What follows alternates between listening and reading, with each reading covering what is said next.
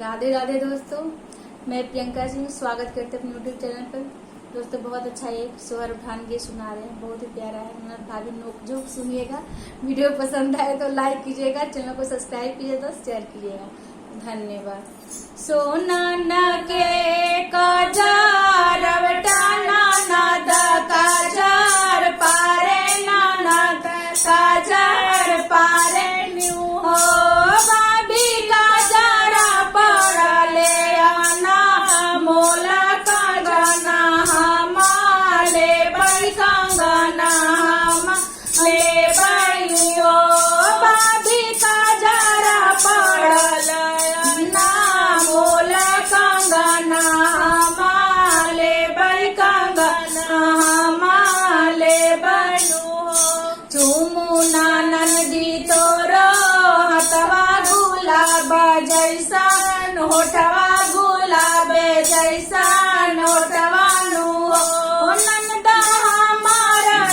बिटिया जानम में कंगना देई देव कंगना देई देवनु हो 8 महीना नवा लागल ताला छमी जाना मेरा बिटिया जाना मेनू हो सखिया बाजे लागे आनंद दैया साखीना मंगल गावे साखीना मंगल गावे नू हो सखी सात रंग बाजे नया ससुर द्वारे नौकत ससुर द्वारे नौबत हो सखिया बाजे लागल तरंग बाजे ससुर द्वारे नौबत ससुर द्वारे नौबत हो लट खोले नाच नदिया कंगना भाभी ले बल कंगना भाभी ले बनी हो कि तोरा भैया गावती बापा मोल दिहले की बापा मोल दिहले हो नंद कंगना ता हमारा नहीं घर के कंगना नहीं देवई कंगना नहीं देवई हो अंगना से दुआरा जे गई भैया के आगे सुन के भैया के आगे सुन के नू हो भैया भाभी के आई ले कंगनवा कंगनवा हमारे बनी कंगनवा हमारे बनी हो दुआरा से राजा भी करे दाना समा जावल दाना समा जावले हो दाना देही दनाया अपन का गनवा बहिना ब्राह्मण होले बहिना ब्राह्मण होले ना हो कि तोरे बाप गावल की राजा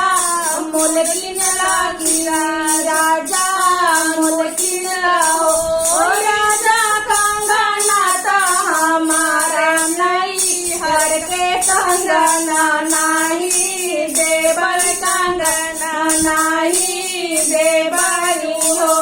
भैया ने सोनारा बोला रे बगल बाई खाए बगल बाई खावे हो सुनरा गड़ी दाना सोने के कंगनवा बहिना पही नाई बहिना पही नाई इतना बचना धना सुनली त बहुत दुखित भैली बहुत दुखित भैली हो सखिया पेटी में से कंगना निकाले गाना बहावे अंगना बहावे हो ननद पानी नाला हमारो कंगना साव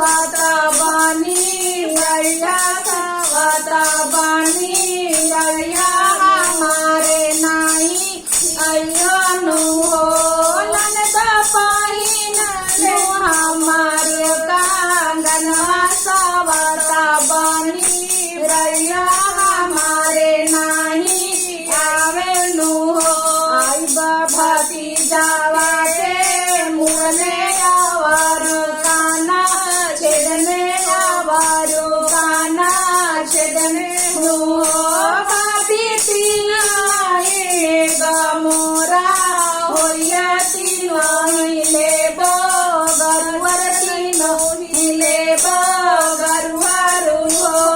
भैया के हासूला गोरवा भाती जावा के मोहर भाती जावा के मोहर हो बाती तोहर तीना लड़िया